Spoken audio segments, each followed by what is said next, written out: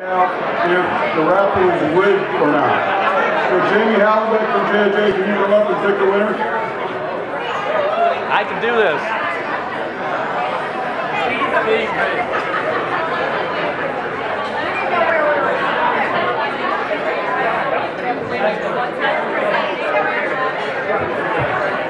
Before we pick this out, I just want to say thank you so much for letting us be a part of this wonderful evening once again. We feel very, very fortunate to work with a wonderful foundation like Travis Manion, and we love what you do, and we really enjoy being a part of it. So thank you very much. With that, we're going to draw the winner. So you should have a blue ticket in front of you on the table. Ready? Here we go. There it is. Hold his own. I'm old and have no glasses. We're both getting old. So I've got 807 184.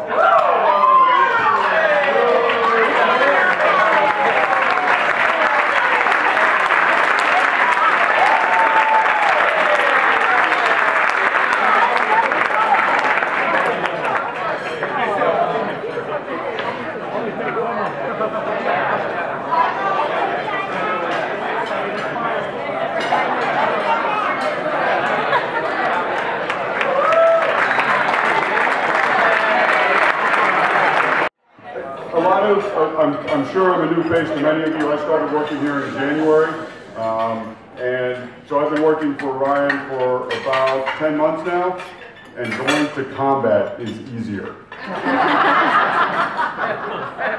Now let that sink in for a second. Actually, working for Ryan is awesome. As a staff member, as a program manager, I have a ton of autonomy. Ryan relies on me to make the right decisions. I hope I'm doing that on a regular basis.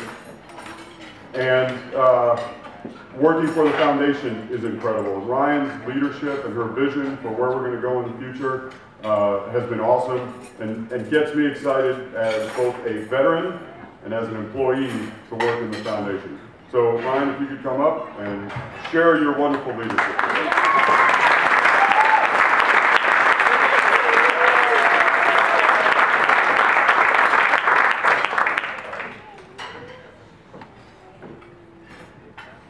Thank you, Hugo, and you know that truly means a lot coming from Hugo. He's too modest and humble to tell you, but Hugo is a retired lieutenant colonel, graduate of West Point, and an amazing addition to the Travis Manion Foundation team.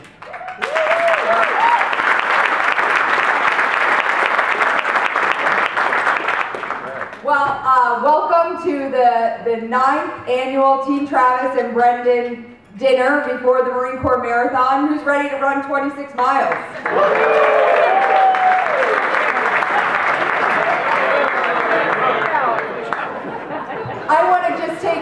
I just want to take a minute real quick to just recognize a few special guests we have in the audience tonight. If you could just stand, we have two families of fallen service members with us tonight, Amber and Leah Baum, wife and daughter of Army Staff Sergeant Ryan Moss.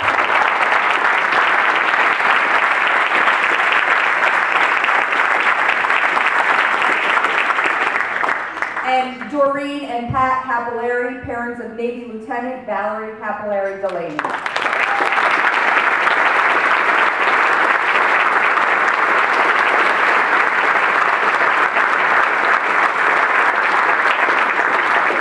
Also here with us tonight is newly retired, I should say, Staff Sergeant Adam Keyes. Adam served this country proudly and was injured in 2010 in Afghanistan. Thank you so much for being here tonight, Adam.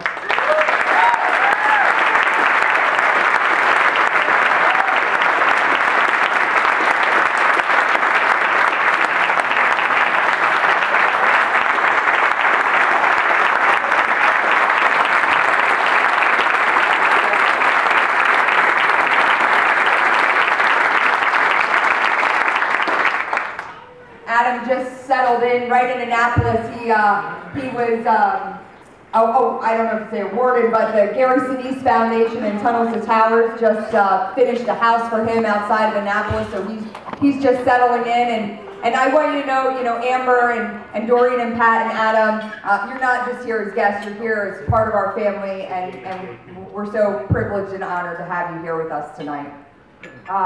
So welcome. So year 9, and it's really interesting.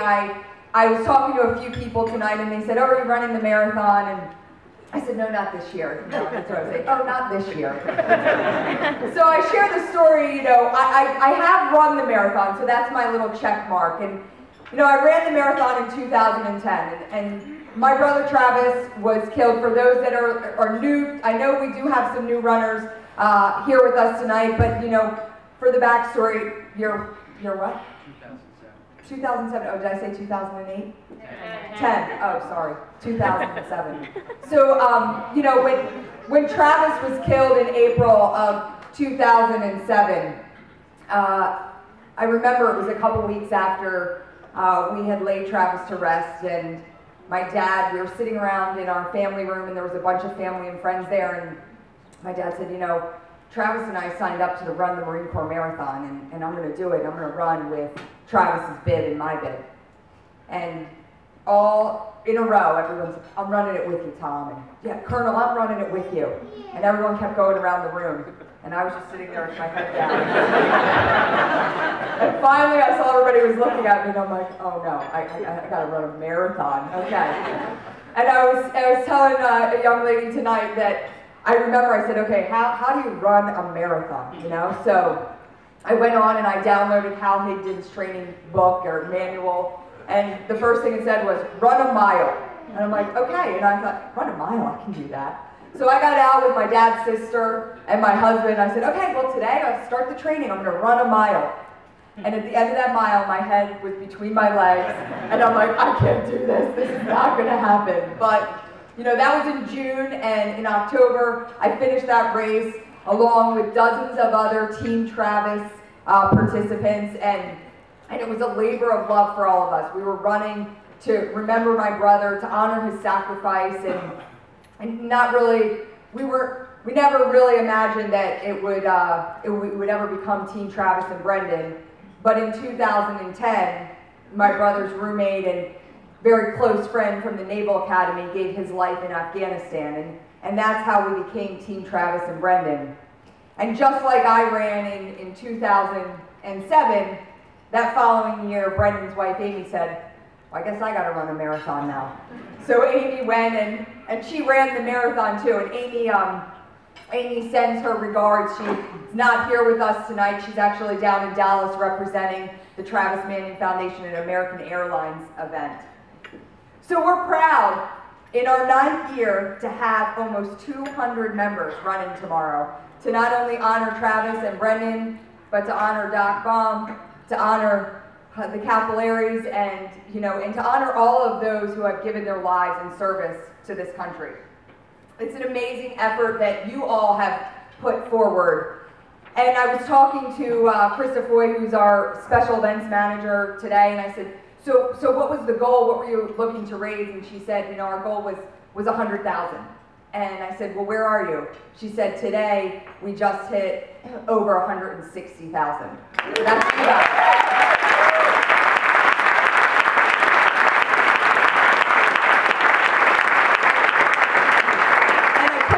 I want to recognize our top 3 fundraisers because I believe they're all here with us tonight. But at $5,400, Barb Orr. So that's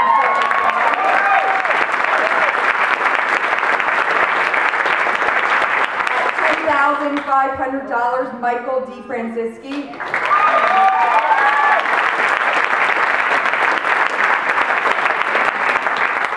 And our top fundraiser, Rob McDougall, at $11,595. So I thank all of you for all your commitment to not only running on this team, but to raising money for the Travis Manion Foundation. And truly, we have a lot of events around the country throughout the year, but you know, this one's very personal to us. This is, every year I come back here and I feel like this is our family. You know, here we are, we're back here once again, we're running to honor our loved ones, and I feel like I know everyone in this room so well, so it's always so special to me. And I want to take a minute to recognize a long-time member of Team Travis and Brendan, who was killed in a tragic accident just over a month ago. Jake Brewer was a passionate supporter of the Travis Manion Foundation, but more importantly, he was a true Renaissance man who exemplified character in action. In his professional life, Jake was known as a big thinker. He used technology to empower people of all classes and backgrounds to have a voice in our society. As the senior policy advisor in the Office of Science and Technology Policy at the White House, he relished giving underprivileged children access to technology as a road to potential job opportunities through the President's Tech Hire Initiative. Jake was the consummate optimist, always seeing the potential in others. In his personal life, he loved photography, hiking, cycling, running, and most of all, his family, and spending time with his wife, Mary Katharine, and their 2-year-old daughter, Georgia. His tragic passing at the age of 34 has left so many of us that knew him heartbroken. And while this traumatic event changes us all in different ways, let it motivate us all to change the world for the better, just as Jake set out to do every day. That spirit of optimism which Jake lived by will be his legacy, which we will all commit to carry forward. Tonight, we have with us Jake's wife, Mary Katharine, who will be doing the 10K tomorrow, along with Jake's mother, Jake's sister, and Jake's brother-in-law. Could you all stand for a second so we can recognize them?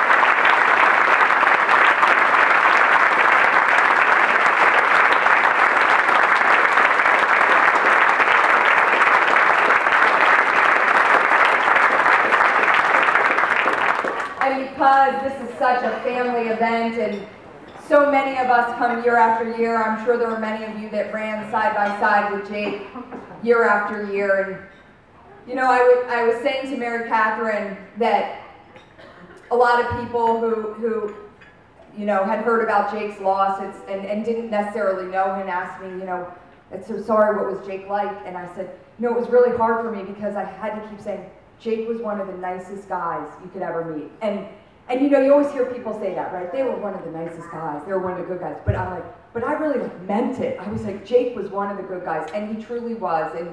And you know, just as I ran that marathon in 2007 for Travis, and Amy ran in 2010 for Brendan, and this year you'll walk the 10K, and I know next year you'll be running it for Jake. Come on. Mary Katharine is with child, so she has been instructed she cannot run the marathon. But I think that spirit of service that they all exemplified is truly why we're here tonight. And I just want to take 1 minute to have a moment of silence for Jake.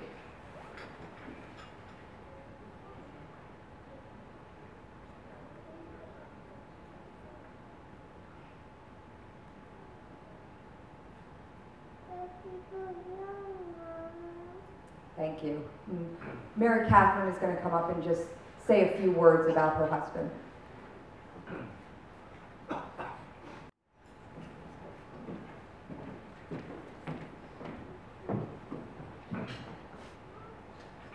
Hi everyone, thank you for having us. I was telling Ryan earlier, and I've told many people, it all feels sort of written that I am part of this community and have been for 9 years now. I was at the very first dinner, and it is, on one hand, heartbreaking to be part of a community that knows so well what this feels like to lose someone suddenly and very young. It is also an incredible, powerful blessing to be part of a community that knows how this feels. And that is a source of strength for me, and I think there's a reason for it.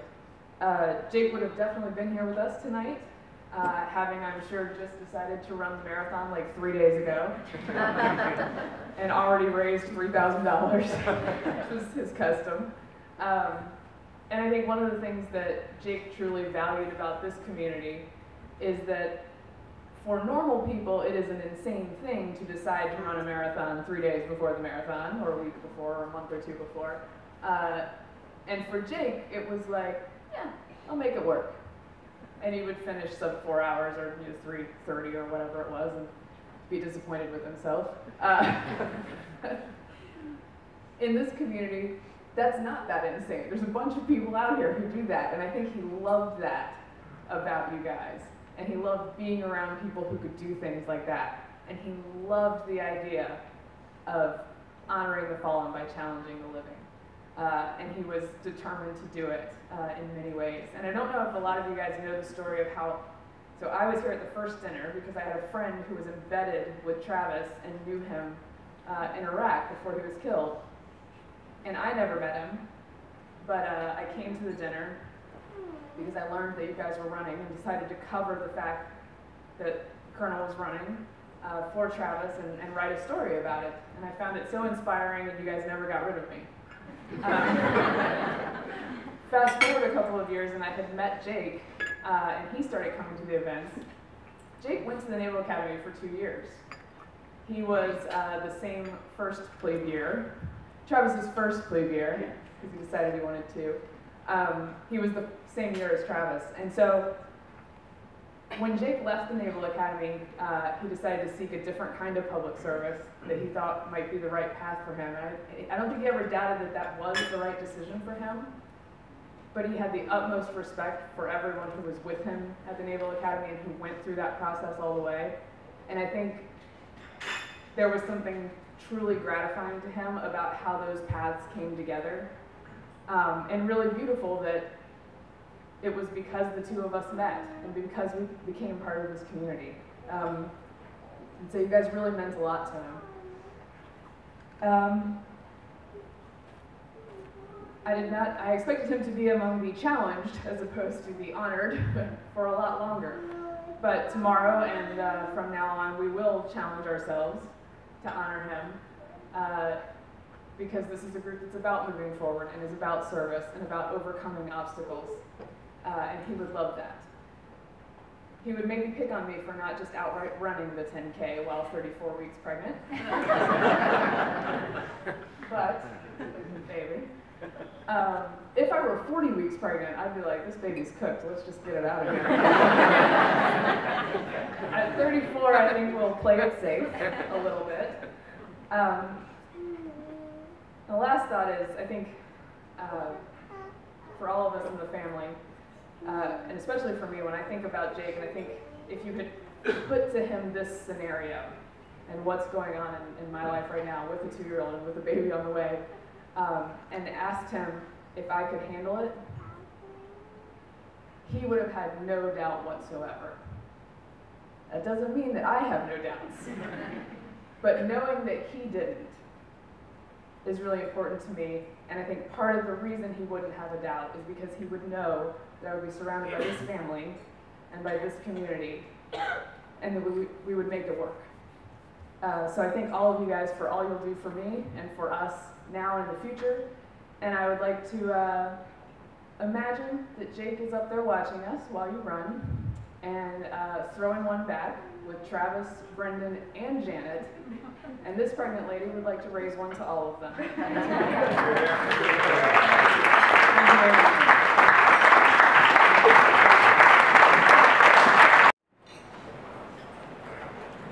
Thank you so much, Mary Catherine, for sharing some words about Jake. And you know, Jake, Travis, and Brendan, they exemplified what the Travis Manion Foundation is all about. And that's about inspiring our youth by giving examples of true leaders, true men and women of character. Shortly after the Travis Manion Foundation started, my brother's high school asked me to come and speak. And they wanted me to talk about Travis and share Travis's story. And it was actually the first time that I was given the opportunity to speak to a large audience about Travis. And I was pretty excited. I was certainly very nervous, but I wanted to make sure that along with talking about Travis, I shared other stories, because I knew, number one, that Travis would not want me standing there for a half an hour just talking about him. And number two, I wanted to make sure that I was sharing other examples of what leadership and service was about. So I found this story about George Washington, and it was about his greatest act of leadership. And really what that was retiring back to Mount Vernon and saying, you know, I'm done. I'm gonna give the reins to someone else. And so I had written this 25-minute speech, and I literally could not deviate a word from the speech, or I would have lost my place and it would have been over from there. And I remember I said, Dad, let me read you this speech, and I read the speech to him, and I said, what do you think? He said, you know, it's good, and you know, that story about George Washington, that's a good one. I said, okay, thanks. So I went and I presented. I didn't lose my place. I didn't miss a word. I didn't miss a beat. And afterwards, the principal came up to me and he said, you know, that was great. And this message can really transcend beyond the walls of this school. And I thanked him, and I asked him to get some feedback from the students. And he called me a few days later and he said, you know, the students really loved hearing stories about Travis. And I shared some other stories of young leaders, post 9/11 veterans that I had met since Travis's passing. And he, you know, he kept praising me, and I said, well, come on, there had to be something. There had to be something that these kids didn't love. He said, all right, so I heard one thing. And then the students, the one thing I heard is that they could have passed on that George Washington story. And, you know, shows how much my dad and I knew, right? We were like, man, that George Washington story, that's the one. That's going to get those kids going. But that was really important insight for me, and it was important insight for the foundation, because that insight showed me that right there, that our youth is more inspired by our leaders of today than they are by even the greatest figures of our past. We need to look no further than our post 9/11 veterans to inspire and activate our youth. And that short presentation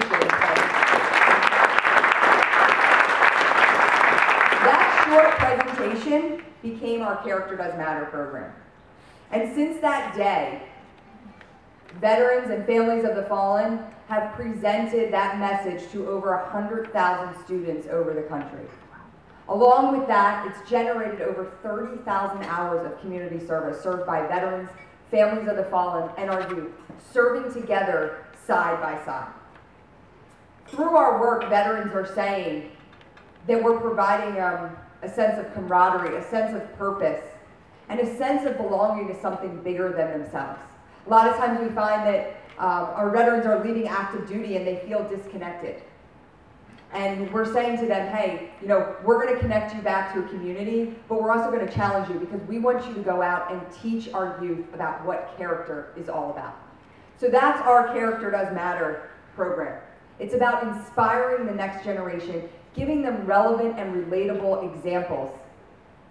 And what better way than to showcase our veterans, those who proudly wear this uniform and volunteer to serve our country. And the hope that it is that, you know, we can inspire these kids to become servant leaders in their own communities. So I'm going to stop right now and show you a short video about our Character Does Matter program and the work that we're doing with veterans and our youth. The starting line tomorrow. Know that you are doing so much more than running a 10K or a marathon. You are truly part of this If Not Me, Then Who movement. I would now like to bring up someone who has been an integral part of presenting the Character Does Matter program to high school students in the Northern Virginia region. Jim O'Farrell is a volunteer CDM presenter on behalf of the Travis Manion Foundation. And in addition to that, we recently roped him into our 9/11 Heroes Run, where he became a first-time race director for the Heroes Run in Alexandria. It drew almost 1,000 runners in its first year. And to share his personal connection with the foundation, I'd like to introduce United States Navy veteran, Jim O'Farrell.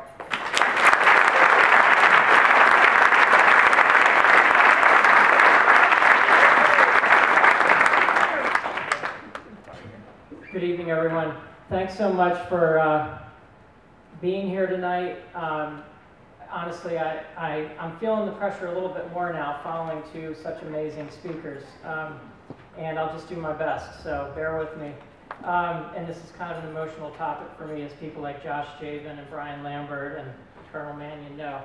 All right, so first of all, this is the night before a marathon or a 10K. Have you all, so you've all carb loaded, you've all got your Runner's World magazine punch list for what you need to have in the morning.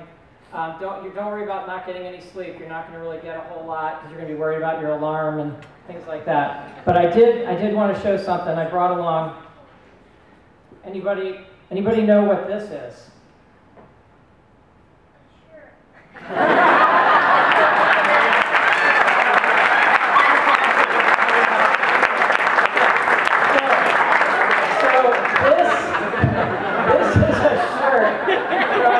The first time I ran the Marine Corps Marathon in 1993. Okay, people? Do you see what's covered all? It's got paint all over it. That was from painting my daughter's nursery about 6 years later, Kaylee, Aaron O'Farrell. And I wanted to show this because it's, first of all, it's like 100% cotton. That's how they used to do the shirts back then.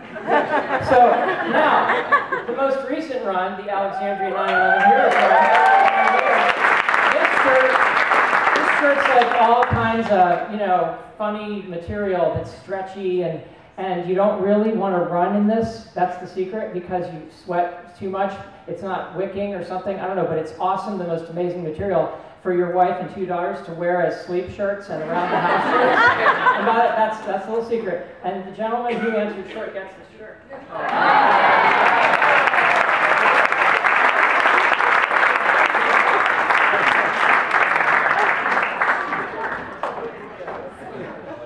Okay, so that's how you start off. You give away a shirt, and then you immediately start winning people over. And so first of all, my name's Jim O'Farrell. I am an ambassador for the Character Does Matter program, and I was first-time race director for the Alexandria Heroes Run. My mission tonight is to do 2 things. First of all, to tell you a little bit about the person that inspires me on a daily basis to live the "if not me, then who" movement. Internalized it in so many ways. And second, to tell you about some successes that we've had recently in the Northern Virginia area, which I think are percolating out across the country. So, first of all, if you're lucky enough to know someone like Travis Manion or Brendan Looney, cherish your time with that person and learn from them, and really you know, honor their spirit. I had such a relationship with my Naval Academy roommate. Well, first of all, this was your introduction to Dream, Travis, and Brendan. And I love the shirts, by the way. Awesome. This is what you're going to be facing tomorrow. Look, see, I'm ready. Just kidding.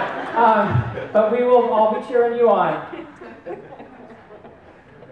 Okay, so real quick, I just wanted to share my story, which is that my Naval Academy roommate was a guy named John Kiner. John grew up in this area, a Navy brat, so he did move around a little bit, but he finished his high school time at Robinson Secondary in Fairfax, Virginia. He wrestled at Robinson. He went into the Naval Academy. He wrestled at Navy. He was my roommate. A quick story about John is that he was constantly too fat to wrestle. And so he doesn't look fat up there, does he? I mean, no. But he was too fat. He wrestled at 126, and he was always overweight. He was always having to cut weight. He was always in the plastic suit, on the bicycle, 3 hours before weigh-ins, etc. Now, put that against me, who never weighed more than 130 pounds, didn't have a lot of muscle on me, but I was never overweight. And John would come back to the room after we'd been down at dinner, and his dinner, after he'd been at practice, riding the exercise bike, and I'd been down at dinner, and he'd come back, and his dinner would consist of a small can of tuna, of which he would get to eat half, and 3 teaspoons of water, of which he would drink very slowly to make them last as long as possible. And I would come back from King Hall to the room with a Boston cream cake pie, huge pie. And we would sit, back in the day, for those who attended the world's finest boat school, the rooms were set up so the tables faced each other, the desks faced each other, and you looked each other in the eye, and that way you could see who was really studying and who was just goofing off. And I would be sitting there, and I'd usually get about 4 bites into the pie, and John would come across the table at me with his gaunt POW cheeks, and he would try to teach me some new move he'd learned in wrestling that day, because I was not going to eat that whole pie. So, the quick story is that one night, John and I were in the room, taps came, lights out came, about a half an hour passes, and I feel this shove on the side. You know, he'd come across the room, get up.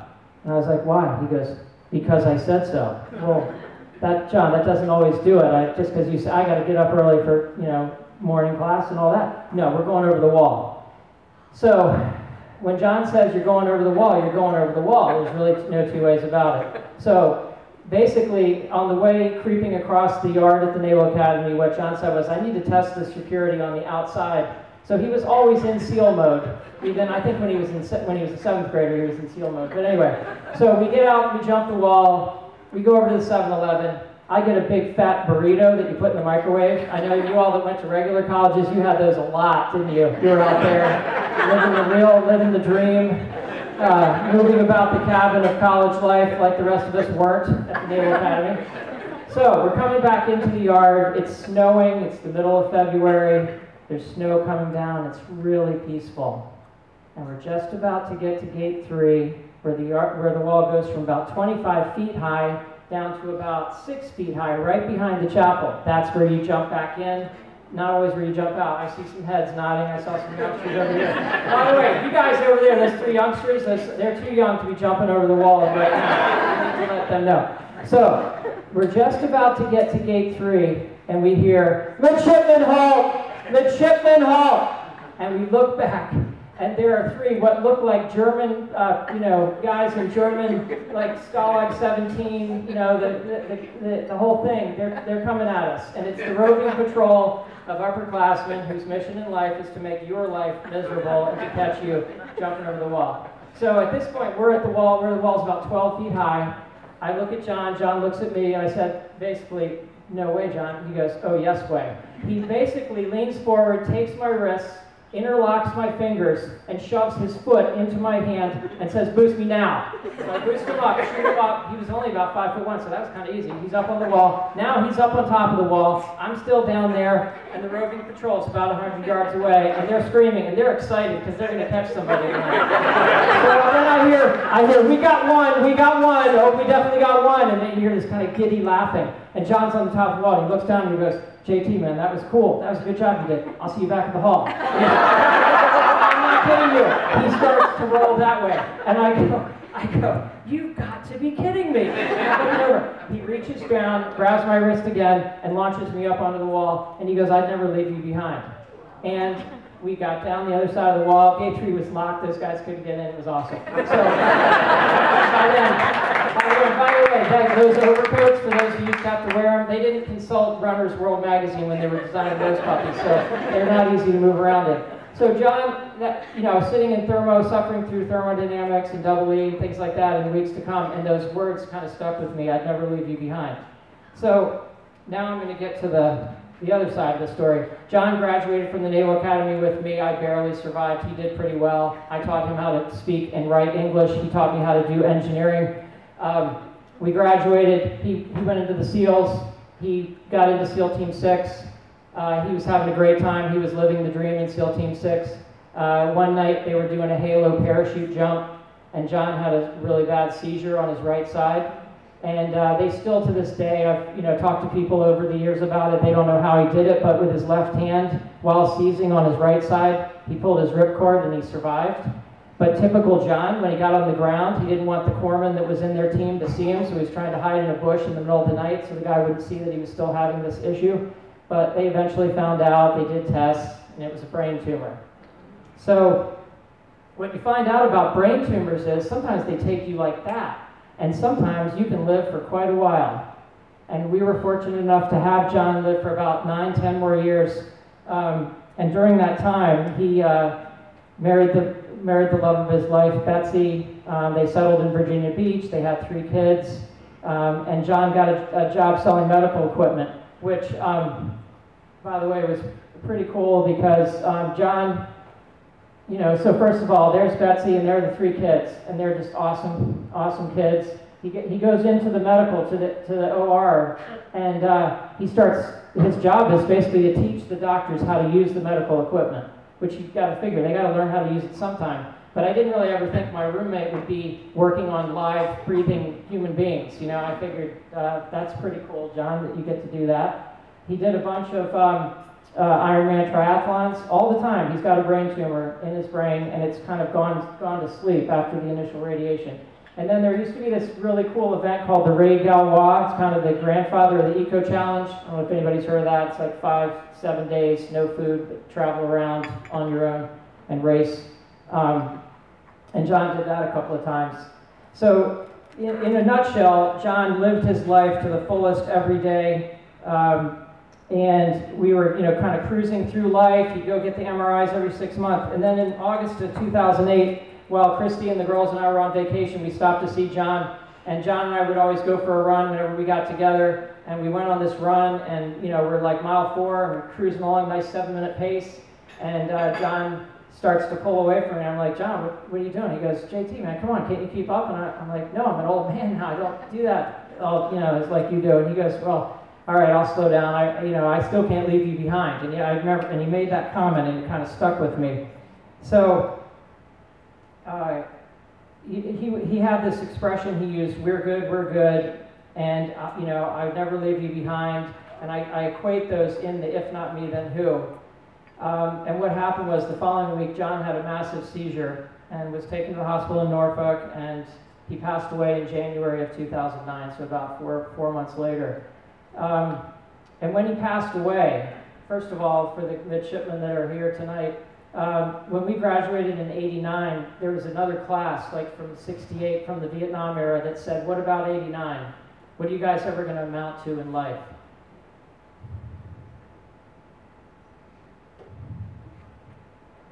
And when John passed away, first of all, I came down from DC the day before, and I sat with John, and he was watching football, but he wasn't really watching it because he was kind of going in and out of consciousness. And there were like 50 people in his house, and half of them were our classmates from the Naval Academy. And on the day that he died, we were all in his bedroom, and it was like 20 classmates, 20 SEALs, 20 family members. And that's how John lived his life, equal parts. Everybody gets a piece of John. And so, looking back on it, it was a very intense time, but actually looking back on it, it kind of, for me, it woke me up inside and made me realize I want to honor him, now that he's passed away. So, through my involvement in the Travis Manion Foundation, I've come to realize that John's ability to live with cancer and die with dignity was thanks to all the choices he made as a kid growing up into a man. His dad told me recently about a story about one time he was at Robinson Secondary School, which goes 7th through 12th, and he was coming down the hallway. It was a dark, empty hallway, and there was a 9th grader bullying another kid physically. And John was a 7th grader, and John took the 9th grader on and basically slammed him up against a locker and said, you're not going to pick on him, pick on somebody your own size. And the kid was like 6'1", and John was 5'1". Didn't matter, that's just how he rolled. So I want to ask each of you guys that tomorrow, if you hit the wall, look up and get some inspiration from a hand reaching down and whispering, I'd never leave you behind. And feel free to picture John, Travis, and Brendan on the top of the wall, and picture Jake too, because he sounds like somebody that would be up there with them. And I ask you that as you go through the days and weeks ahead, think about that, that there are people there that can inspire us, like Travis, like Brendan, like John, like Jake.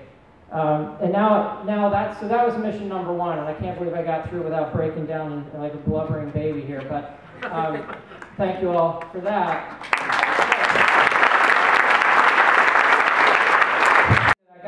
The first thing I got involved in with the Travis Manion Foundation and was this Character Does Matter program. And so far we've spoken at Bishop Ireton High School, Robinson Secondary, West Potomac High School, and I know Brian Lambert is here tonight, and I'd like everybody to give Brian Lambert a hand. Brian, where are you? There you are, buddy. All the way in the back corner.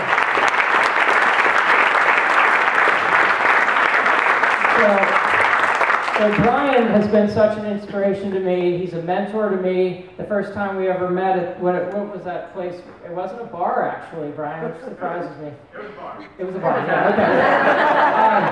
okay. To kind of show me the ropes, get our presentation together. I knew right away, I knew instantly that I was with the right person. Brian's so cool under pressure, and you all would be surprised. Teenagers can put you under pressure. So we go in, we do these presentations. I've got some great quick stories here. And part of this was to talk about, if not me, then who. I know most of you have probably either have an autographed copy, because what I've come to realize is this is the family right here. But if you'll beg my forgiveness for 1 second, I want to read something that I read with the students when we go to the Character Does Matter presentations, and that is the story of Travis and Steve Brown, just real quick, having to do with if not me, then who. Steve says, "A time that stands out to me the most was the summer between 6th and 7th grade when we set out to get a slice of pizza from a local pizza parlor. I remember stepping up to the counter and asking for a slice of plain and was ignored. I asked again and still no response. But before I knew it, the man behind the counter was already asking Travis for his order. Travis, without hesitation, replied and said, 'What about my friend? What about my friend?' The man stood there in silence, and Travis quickly processed the situation and ordered 3 slices and then handed 2 to me. Brown finished the story, beginning to smile. He then looked the man in his eyes and said with his 12-year-old voice, 'What you're doing here is wrong. He's just the same as me.'" And I read this story the other day at Robinson High School, and it was really cool. They have this theater with stadium seating. So you got like 700 8th and 9th graders in that auditorium, and you sit down, and I sat on the front steps where the steps go down and read that. And at the end of it, I said, "Seriously, kids, how many of you in the audience today would stand up to a bully who owns the store?" And I was shocked. About 20 hands, half of them girls, half of them boys, raised their hand and their heads were nodding. I would do that, because it's the right thing to do. And it's just, that to me is what touches me so deeply when we go and do these Character Does Matter presentations. The impact that we're having, the funds, the dollars amounts that I was just hearing about that are being raised, it's having an impact on these kids, and I think that's just amazing. So one of the things we've done recently is we are part of an organization. We've linked up Travis Manion Foundation with a group called Sunday Suppers. The Sunday Suppers organization has been around since about 1990. What's really cool about it is it's all run by college students at Georgetown, George Washington, and American University. And we make meals in a kitchen at a church in Alexandria, and then we take them into the city and we feed homeless people in 2 different locations. So that's kind of cool. Okay, everybody in here has probably been at one point or another to a homeless shelter or to a soup kitchen, and you've had people pass in front of you and you've given them a bowl of soup. What I think is kind of neat about what Sunday Suppers has done, and by the way, these kids are from the wrestling team at Robinson. What's kind of neat about what they've done is they bring the tables in the van that's parked over there. They bring tables and chairs. We clean everything up, make sure it's nice and spick and span. The homeless folks get their food, and then they sit down, and we sit with them. And the reason I put this picture in is because these guys are all wrestlers right here. And this gentleman right here was basically holding court. He sat with them for about an hour and talked to them about what it's like to live on the street. He revealed that he is partially psychic, and so he went around and told a story about each one of the boys. And just look at the faces, look at their reactions to what's going on there. So to me, that was very powerful. And the coach told me later those kids were talking about it for weeks after. This guy right here, he came up, and we thought initially he was coming up to get some food as part of the dinner. It turns out he proceeds to tell us his story. He used to come and get food there. He was actually showing up to volunteer, and he was telling the kids about how he continued to struggle with drugs and alcohol, and he got off of those, and he's actually had a job now and was, as he said, a functioning member of society.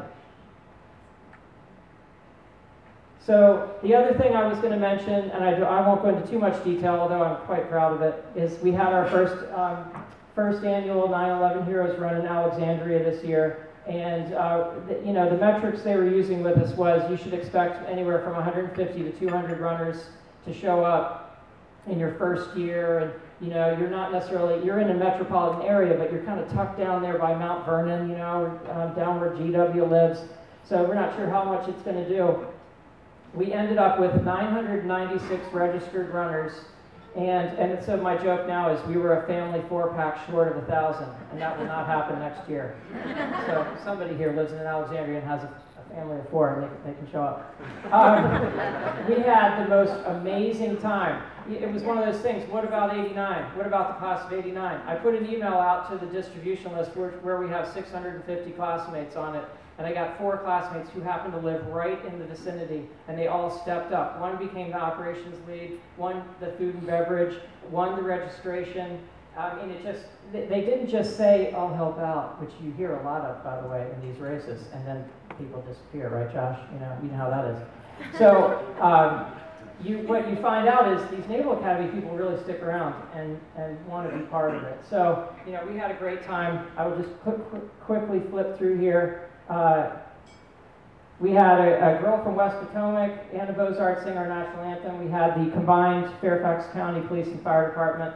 We had speakers, including Colonel Gadsden, who some of you may have met him before. He's a double amputee, and he was in the movie Battleship. And he had recently retired as the garrison commander at Fort Belvoir. The police chief came out. All this time, I've been working with a former Marine who's the local police captain. He got bumped for the chief when we got to 500 registered runners. He wasn't too thrilled about it, but, you know, the chief pulled rank. And then Lieutenant Colonel Dean Schultz. And Dean is a neighbor of ours that we didn't even know until this whole thing happened. We were taking a walk, my wife and I, one night. This is how these things, you all know, relationships. We're on a walk. My wife spots a minivan with a Travis Manion sticker on the back of it.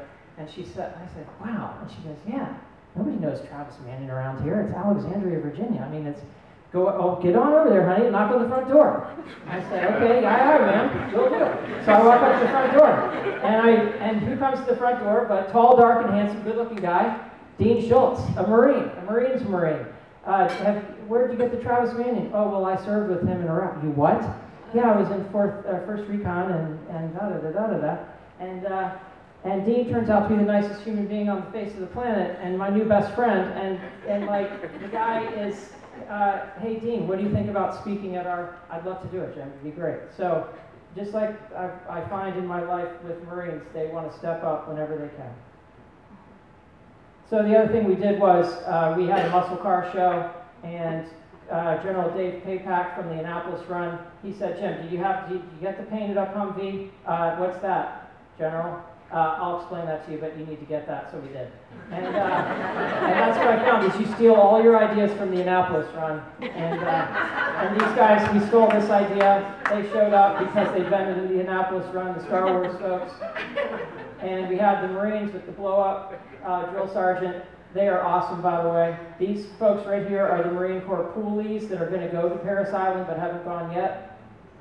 And we had the dance team doing dancing, and in between dances, they were getting up to show their stuff on the pull-up bar, and it's just amazing. Dance team. Yes, we did have a race, but I put this way in the back because we didn't care about the 5K at this point. You all know this because you're a part of the Travis Manion family.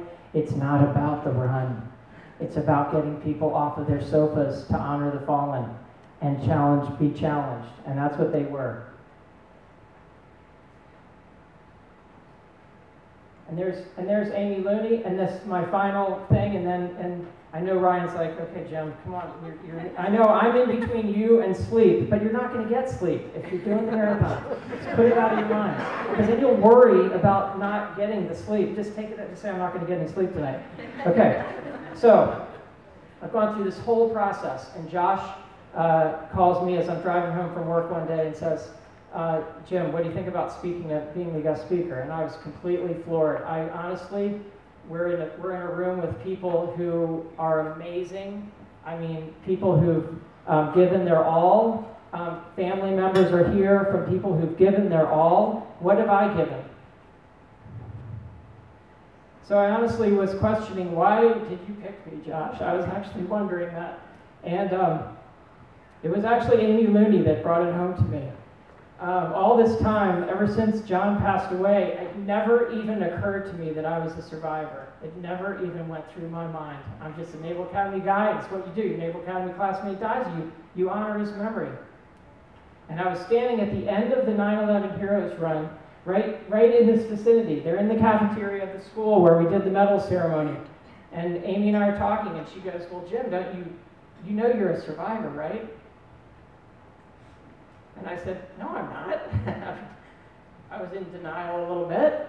And I said, no, I'm not. She goes, yeah, you are. And I just broke, waterworks started right there. So I really credit Amy for seeing right through my facade and understanding. And I know that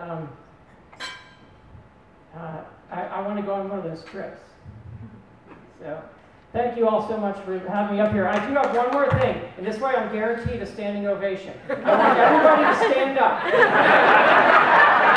Now hold on, there's more. All right, the dividing line is where the projector is. We've got 2 rows of tables over here, we've got 2 rows of tables over there. If you're on this side of the room, I want you to say, if not me.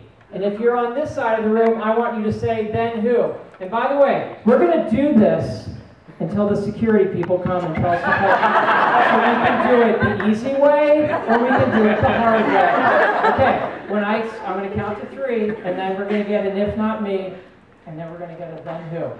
1, 2, 3. If not me, then who?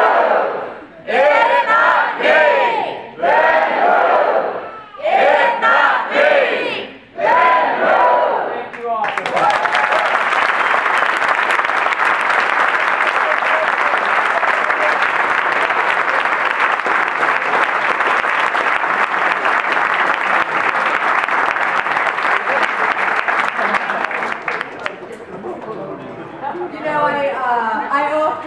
A lot of times, one of the things we do through the Character Does Matter program, we have these leadership programs where veterans are mentoring, we do service projects, but a lot of our veterans are out there giving huge presentations to thousands of students, and a lot of people always say, man, really, like veterans, they want to get up there, they want to speak, and I said, yeah, they like to speak, they like to talk, they like to talk. But Jim, thank you so much for not only your remarks tonight, but for everything that you do. And you're the example of what we're trying to create here. We're trying to create a community where we can showcase how amazing our military community is, right? And you're a testament to that. So thank you so much.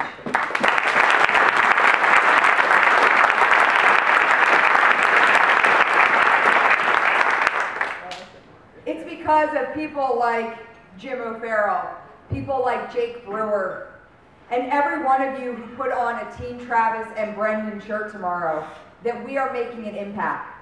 I want to thank each and every one of you for recognizing the value of supporting those who defend our freedom.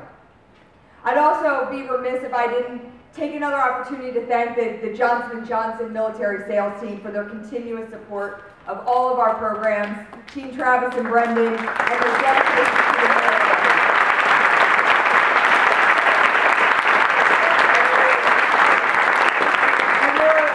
Proud to have you as a partner, and J&J has been committed to empowering veterans for over 100 years, and we couldn't be more thrilled about our partnership with J&J and all that you do for us, so thank you again.